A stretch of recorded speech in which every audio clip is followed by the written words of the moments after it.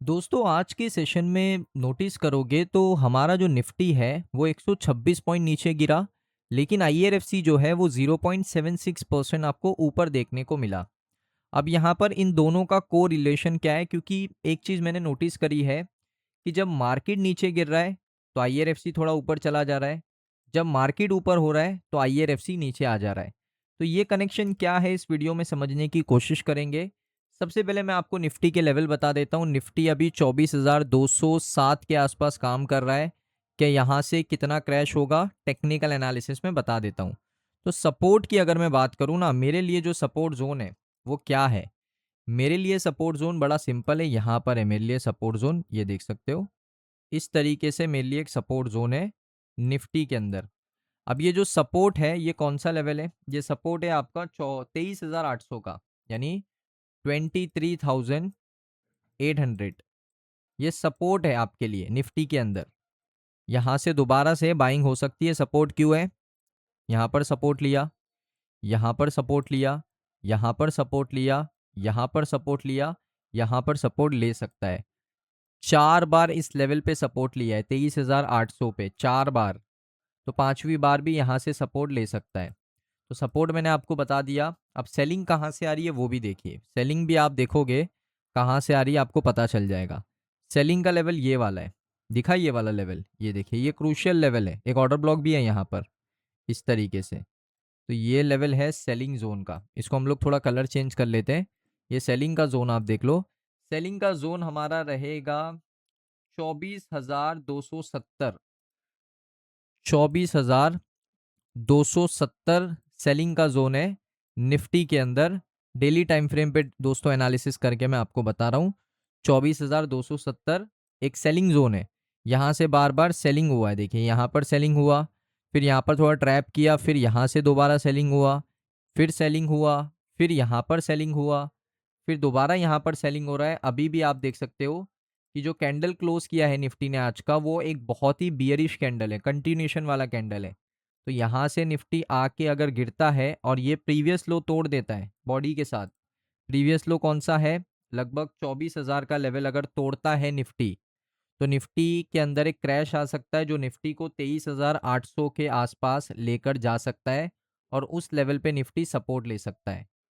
तो दोस्तों यहाँ पर ध्यान देना जो लेवल्स मैंने बताया उसके ऊपर। अब आज के मार्केट गिरने का रीज़न क्या था, क्यों मार्केट गिरा। सबसे पहले प्रॉफिट बुकिंग एक कारण है जिस वजह से मार्केट के अंदर आपको करेक्शन देखने को मिला। सेकंड पॉइंट क्या है दोस्तों मार्केट गिरने का, सेकंड पॉइंट है आपका टेक्निकल हर्डल। निफ्टी फेस कर रहा है एक रजिस्टेंस 24,400 का, after hitting a intraday high 24,380 का। तो यहाँ पर निफ्टी के अंदर एक टेक्निकल हर्डल है, रजिस्टेंस जोन पर है, जैसा मैंने आपको बताया टेक्निकल चार्ट्स में कि अपने रजिस्टेंस जोन से गिर रहा है वो, तो वहां से गिरेगा ही, नीचे आके सपोर्ट लेगा, जो सपोर्ट मैंने आपको बताया 23,800 का। उसके अलावा दोस्तों आईटी और कंज्यूमर ड्यूरेबल शेयर्स के अंदर आपको लगातार सेलिंग देखने को मिल रही है, तो ये भी एक रीज़न है। और वॉल स्ट्रीट का जो फ्यूचर है वो भी डिक्लाइन कर रहा है। यूएस का जो इक्विटी इंडेक्स फ्यूचर है वो यहाँ पर आपको डिक्लाइन करता हुआ देखने को मिल रहा है। तो नैस्डैक का फ्यूचर भी गिरा है और बाकी जो मार्केट है इंडिसेस है उनका फ्यूचर भी आपको गिरता हुआ देखने को मिला है। अब बात कर लेते हैं आईआरएफसी के शेयर की कि निफ्टी तो गिर रहा है, तो क्या आईआरएफसी भी गिरेगा निफ्टी की वजह से, उसको यहाँ पर देख लेते हैं। सबसे पहले जो अपडेट्स आ रही है वो ये आ रही है कि आईआरएफसी को रिसीव हो चुका है 549 करोड़ का show cost notice GST department की तरफ से। पूरा अपडेट क्या है मैं आपको बता देता हूँ।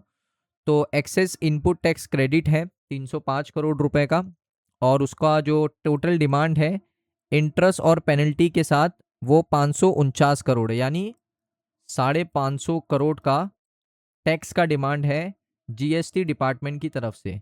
ये पूरा अपडेट आप देखिए, कंपनी ने इसको रिस्पॉन्स भी किया है। कंपनी ने कहा कि इससे कोई भी फाइनेंशियल इम्पैक्ट कंपनी के ऊपर नहीं होने वाला। कंपनी इस नोटिस को इवॉल्वेट कर रही है और जो कंपनी के टैक्स एडवाइज़र हैं उनके साथ बातचीत चल रही है। इसका डिटेल रिप्लाई आपको बहुत ही जल्द देखने को मिलेगा कंपनी की तरफ से। और कोई भी पेनल्टी, कोई भी रेस्ट्रिक्शन, कोई भी सैंक्शन कंपनी के ऊपर इम्पोज नहीं किया गया है। सारी कम्युनिकेशन कंपनी के साथ बात करी है जीएसटी डिपार्टमेंट ने कंपनी के साथ, और देखिए सरकारी कंपनी है तो नोटिस से डरने की कोई ज़रूरत नहीं है। तो ये शो कॉज नोटिस है, थोड़ा आप कह सकते हो अलर्टिंग है, बट इतना भी नहीं है बिकॉज़ सरकारी कंपनी है, सारी चीज़ें हैंडल हो जाती है। तो इसमें आपको कोई भी पैनिक करने की ज़रूरत नहीं है।